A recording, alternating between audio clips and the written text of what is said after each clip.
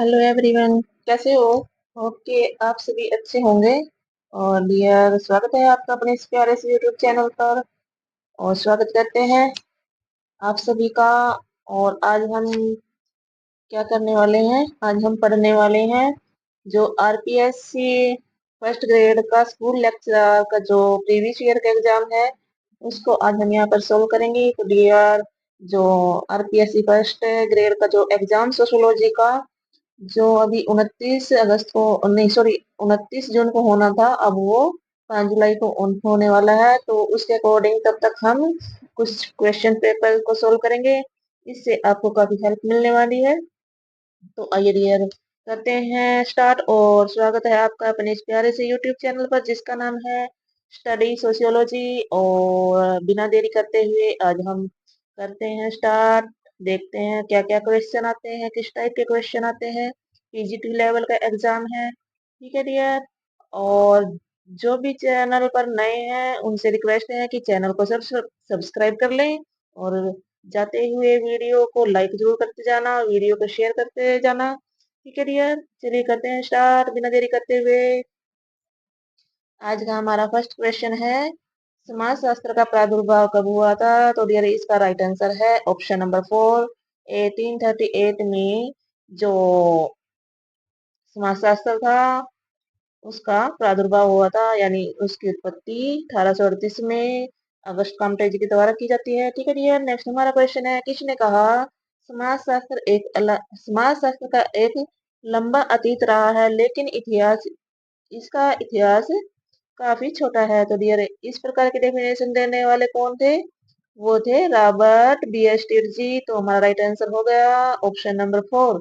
Next question है, आधुनिक समाजशास्त्र के विकास में केंद्रीय व्यक्तियों, यानी जो जनक पितामह होते हैं, के रूप में स्वीकार्य विद्वानों की एक सूची दी जा रही है। इनमें से इस सूची में कौन सा केंद्रीय व्यक्ति के रूप में सम्मिलित नहीं किया गया है? तो उसके बारे में बताना है। जो कि समाजशास्त्र, जब समाजशास्त्र का विकास हुआ और उसके जो जनक सोशोलॉजिस्ट थे माने जाते हैं, किन किन का उसमें योगदान है, तो उसके रूप में किस एक समाजशास्त्री को नहीं जाना जाता? तो इसका राइट आंसर होगा ऑप्शन नंबर 3, यानी किंग्सले डेविड जी। इसके रूप में नहीं जाने जाते। अगस्ट काम्टे जी जो समाजशास्त्र के जनक माने जाते हैं, दुर्खीम जी और मैक्स वेबर जी, इनको जनक पितामह के रूप में जाना जाता है। तो नेक्स्ट हमारा क्वेश्चन है, sociology is the study of the forms of social relations, who has said this? तो इस प्रकार की डेफिनेशन कहने वाले कौन थे? कि समाज शास्त्र सामाजिक संबंधों के स्वरूपों का अध्ययन है। देखिए ये समाज शास्त्र में सामाजिक संबंधों के स्वरूपों का वर्णन करने वाले कौन थे? वो थे जॉर्ज सिमेल जी। तो हमारा राइट आंसर हो गया option number B. Next question है, समाज शास्त्र का संबंध है किससे है? तो दिया समाज शास्त्र में समाज शास्त्र का संबंध मनोविज्ञान से भी है, मानव शास्त्र से भी है और राजनीति शास्त्र से भी है। तो इस प्रकार हमारा राइट आंसर हो गया ऑप्शन नंबर 4। नेक्स्ट क्वेश्चन है, समाज शास्त्र की परिभाषा किसने दी? कि समाज शास्त्र सामाजिक क्रिया की व्याख्यात्मक विवेचना का एक एक विज्ञान है। तो जो समाज शास्त्र की सामाजिक क्रिया के रूप में अध्ययन करने वाले कौन थे? वो थे मैक्स वेबर जी। तो राइट आंसर हो गया ऑप्शन नंबर 2। नेक्स्ट क्वेश्चन है, किसने कहा सामाजिक स्थैतिकी एवं सामाजिक गतिकी समाज शास्त्र की दो शाखाएं हैं? तो सामाजिक स्थैतिकी और सामाजिक गतिकी के बारे में बताने वाले थे अगस्ट काउंटे जी। राइट आंसर हो गया option number A. Next question है, निम्नलिखित में से कौन सा विषय समाज शास्त्र की विषय वस्तु है? तो डियर, इसका राइट आंसर होगा, जो समाज शास्त्र की विषय वस्तु है वो है ऑप्शन नंबर 2, यानी सोशल ग्रुप्स। क्योंकि समाज शास्त्र में सोशल ग्रुप्स का अध्ययन किया जाता है, ठीक है डियर। नेक्स्ट क्वेश्चन है, एलेक्स इंकल्स ने समाज शास्त्र, हाँ तो डियर, नेक्स्ट क्वेश्चन है क्वेश्चन नंबर 9। एलेक्स इंकल्स ने समाज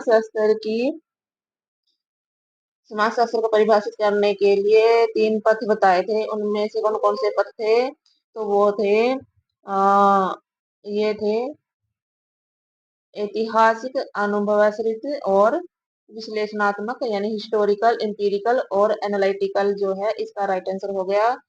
जो एलेक्स इंकल्स जी हैं समाजशास्त्र को परिभाषित करने के लिए उन्होंने 3 पथ बताए थे। ठीक है डियर, नेक्स्ट क्वेश्चन है क्वेश्चन नंबर 10।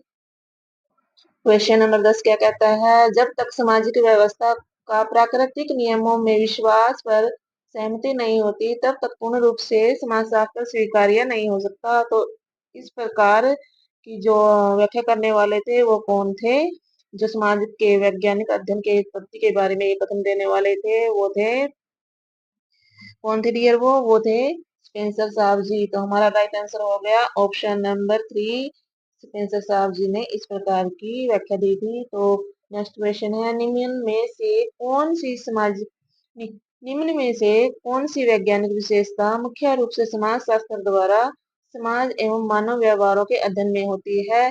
तो डियर, जो वैज्ञानिक ऐसी कौन सी वैज्ञानिक व्यवस्था है जो समाज शास्त्र द्वारा समाज एवं मानव व्यवहारों के अध्ययन में होती है? तो डियर, इस प्रकार इसमें होती है सामान्यीकरण भी होता है, निरीक्षण भी होता है, भविष्यवाणी भी होती है। यानी कि जो समाजशास्त्र के वैज्ञानिक अध्ययन में ये तीनों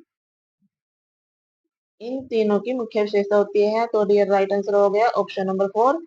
क्वेश्चन नंबर नेक्स्ट है, इनमें से कौन सी एक समाजशास्त्र की विशेषता नहीं है? तो डियर, समाजशास्त्र एक विशुद्ध विज्ञान होता है। यह यह अमूर्त विज्ञान भी होता है और यार ये अनुभविक विज्ञान भी होता है, लेकिन ये व्यवहारिक विज्ञान नहीं होता। तो इस प्रकार हमारा राइट आंसर हो गया ऑप्शन नंबर 2। यह व्यवहारिक विज्ञान नहीं होता।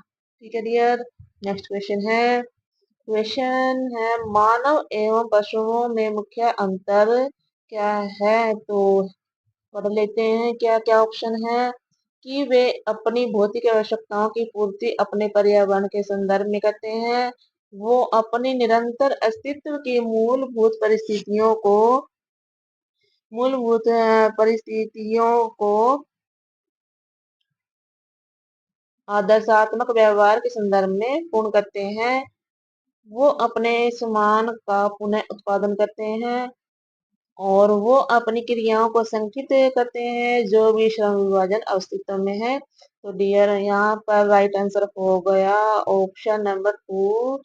जो इनमें अंतर है मानव और पशुओं में, वो अपनी निरंतर जो अस्तित्व की मूलभूत परिस्थितियों को आदर्शात्मक व्यवहार के संदर्भ में पूर्ण करते हैं। यानी जो मनुष्य है वो अपनी अस्तित्व की जो मूलभूत परिस्थितियां हैं उसको आदर्शात्मक व्यवहार के संदर्भ में इसको पूर्ण करते हैं, लेकिन ऐसा कुछ पशु समाज होता है उसमें नहीं पाया जाता। ठीक है डियर, नेक्स्ट क्वेश्चन है, इनमें से प्राथमिक समूह के उदाहरण कौन कौन से हैं? तो प्राथमिक समूह के उदाहरण कौन कौन से हैं? परिवार है, खेल समूह है, पड़ोस है। तो इस प्रकार राइट आंसर हो गया ऑप्शन नंबर डी। ठीक है, नेक्स्ट क्वेश्चन है, सामाजिक संबंधों के जाल को हम क्या कहते हैं? सामाजिक संबंधों के जाल को समाज कहते हैं। राइट आंसर हो गया ऑप्शन नंबर 3।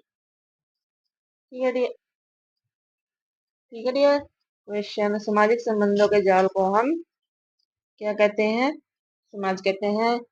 नेक्स्ट क्वेश्चन है, इनमें से कौन सा समुदाय का एक उदाहरण है? जो समुदाय है वो क्या है? ऑप्शन ए पड़ोस, ऑप्शन 2 राजनीतिक दल, ऑप्शन 3 जातीय संघ, ऑप्शन 4 ट्रेड यूनियन। तो राइट आंसर क्या हो गया? समुदाय एक पड़ोस है। ओके डियर, नेक्स्ट क्वेश्चन है, गेमिंग साइट और गैसल साइट समाज के दो प्रकार हैं। इनको किसने वर्गीकृत किया था? तो इनको वर्गीकृत करने वाले कौन थे? वो थे गेमिंग साइट और गैसल साइट। राइट आंसर हो गया ऑप्शन नंबर ए, टोनी साहब जी इनका क्लासिफिकेशन करने वाले थे।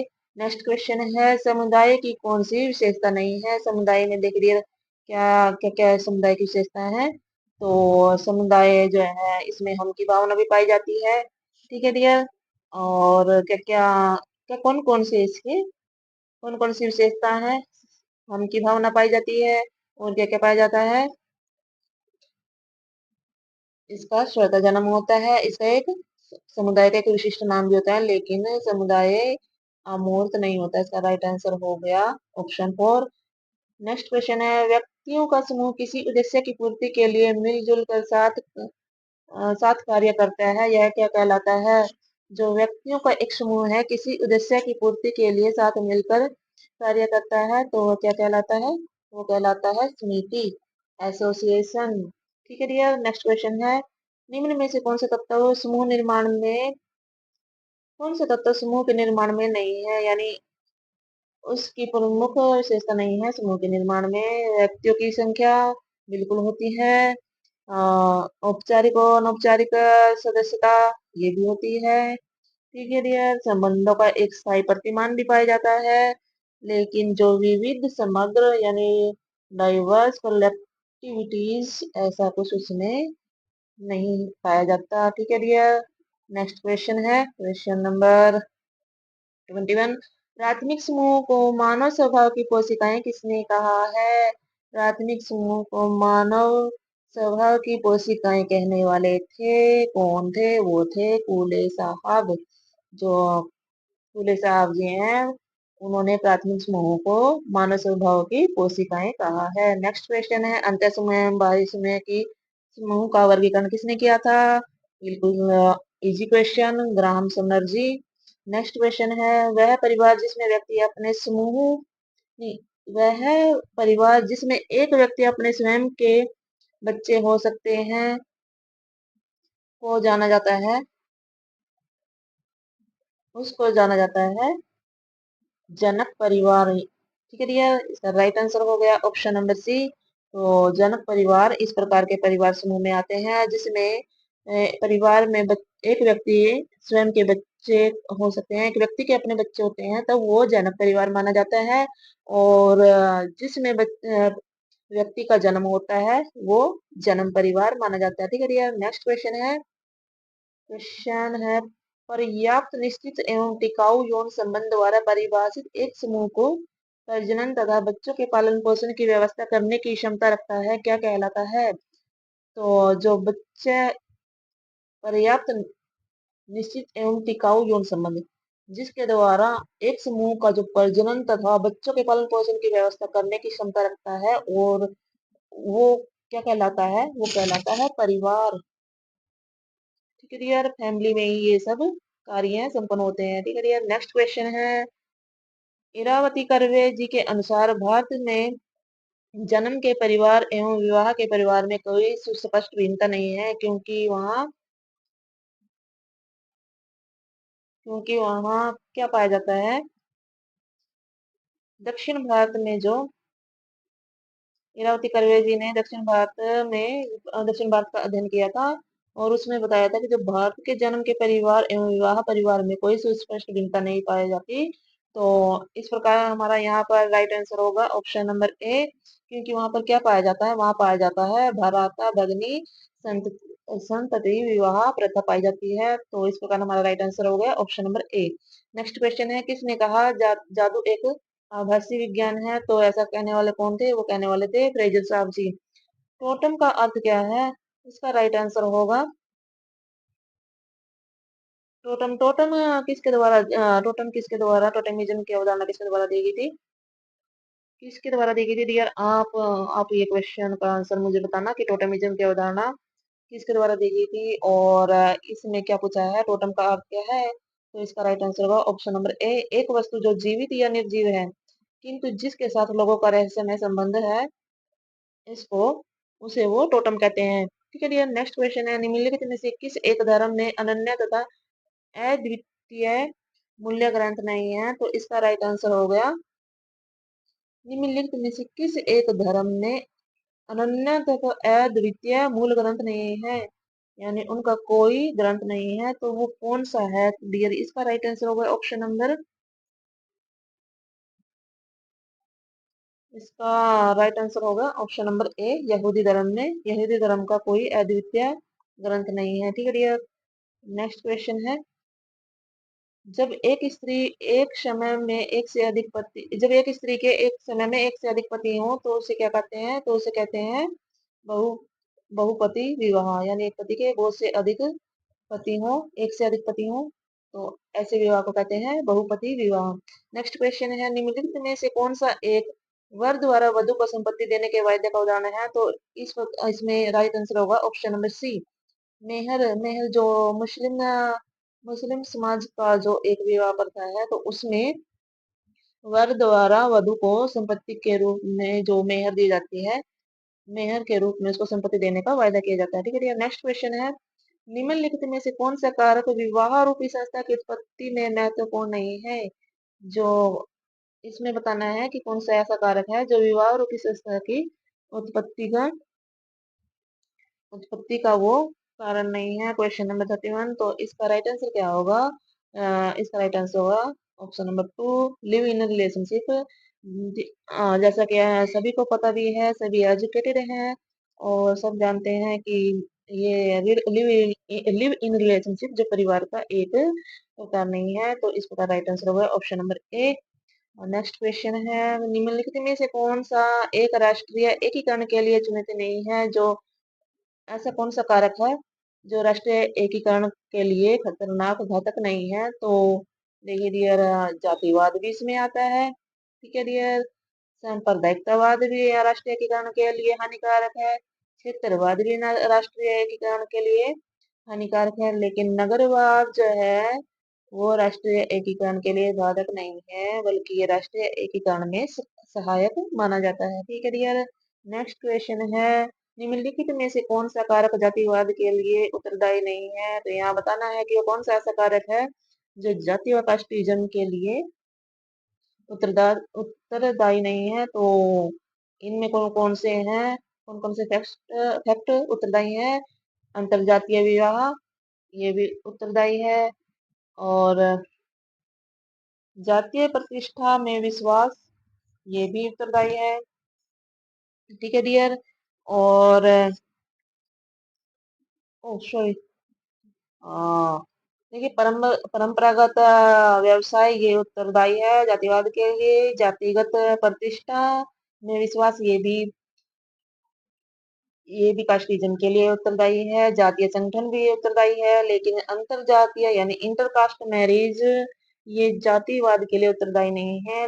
इससे क्या होता है, इंटरकास्ट मैरिज से तो जो जातिवाद की धारणाएं हैं वो उनमें कमी आती है। ठीक है डियर, और नेक्स्ट क्वेश्चन है, निम्नलिखित में से कौन सी विशेषता संप्रदायवाद की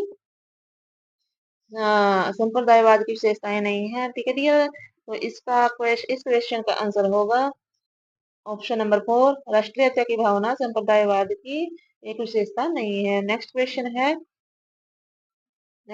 है, किसने परिभाषित किया प्रत्यक्ष या अप्रत्यक्ष लाभ? जो प्रत्यक्ष या अप्रत्यक्ष लाभ है उसकी प्राप्ति हेतु जानबूझकर निश्चित कर्तव्य का पालन न करना ही भ्रष्टाचार है। प्रत्यक्ष या अप्रत्यक्ष लाभ की प्राप्ति हेतु जानबूझकर किया गया कर्तव्य का पालन न करना ही भ्रष्टाचार है। तो इस प्रकार की डेफिनेशन देने वाले थे इलियट एवं मेरिल जी। राइट आंसर हो गया ऑप्शन नंबर 2। नेक्स्ट क्वेश्चन है, निम्नलिखित में से कौन सी सामाजिक परिवर्तन की एक विशेषता नहीं है? देखिए डियर, कौन सी विशेषता नहीं है सामाजिक परिवर्तन की? इनमें से कौन सी एक विशेषता नहीं है? सामाजिक परिवर्तन सार्वभौमिक है, यानी सब जगह वो सामाजिक परिवर्तन पाया जाता है, ये ठीक है। सामाजिक परिवर्तन स्वाभाविक और स्वाभाविक भी है, अचानक भी हो सकता है, लेकिन होता जरूर है। ठीक है डियर, ये भी ठीक आंसर है। और प्रत्येक समाज में सामाजिक परिवर्तन की गति एक समान नहीं है, ये भी बिल्कुल सही है। तो इस प्रकार सामाजिक परिवर्तन की विशेषता नहीं है। सामाजिक परिवर्तन का संबंध व्यक्तिगत है, ऐसा कुछ नहीं है। सामाजिक परिवर्तन पूरे समाज से रिलेटेड होता है, न कि एक व्यक्तिगत इसका कोई संबंध है। ठीक है, नेक्स्ट क्वेश्चन है, आधुनिक भारत में सामाजिक परिवर्तन पुस्तक के लेखक कौन है? Social change in modern India, लेखक इसके कौन है? इसके लेखक है एम.एन. श्रीनिवास जी। राइट आंसर हो गया option number A. Next question है, नवीन औद्योगिकरण की प्रक्रिया वाले देश जिन्होंने तेजी से बढ़ते हुए औद्योगिकरण एवं आर्थिक विकास का अनुभव किया है उन्हें जाना जाता है। तो ऐसे कौन है डियर, उनको किस रूप में जाना जाता है? तो उन्हें जाना जाता है विकासशील देश। जो नवीन औद्योगिकरण की प्रक्रिया वाले देश जिन्होंने तेजी से बढ़ते हुए औद्योगिकरण एवं आर्थिक विकास का अनुभव किया, उन्हें उन्हें जाना जाता है विकासशील देश के रूप में उनको जाना जाता है। नेक्स्ट क्वेश्चन है, एक समाजशास्त्री ने पश्चिम में पूंजीवादी समाज के उदय के लिए प्रोटेस्टेंट धर्म के उदय को सबसे महत्वपूर्ण कारण माना। यह समाज परिवर्तन के किस कारक को इंगित करता है? क्लियर? तो एक समाजशास्त्री ने जो पश्चिमी पूंजीवाद वादी समाज के उदय के लिए प्रोटेस्टेंट धर्म के उदय को सबसे महत्वपूर्ण माना, और यह सामाजिक परिवर्तन धार्मिक सांस्कृतिक कारक को इंगित करता है। तो इसका राइट आंसर हो गया ऑप्शन नंबर 2। नेक्स्ट क्वेश्चन है, निम्न में से कौन सी एक संस्था है? तो इसका राइट आंसर हो गया, संस्था के रूप में किसे जाना जाता है? तो वो हो गए एक विवाह। राइट आंसर हो गया ऑप्शन नंबर 3। नेक्स्ट क्वेश्चन है, वे संस्थाएं जो मानव उत्पादन एवं वितरण से संबंधित हैं, उन्हें क्या कहा जाता है? वे संस्थाएं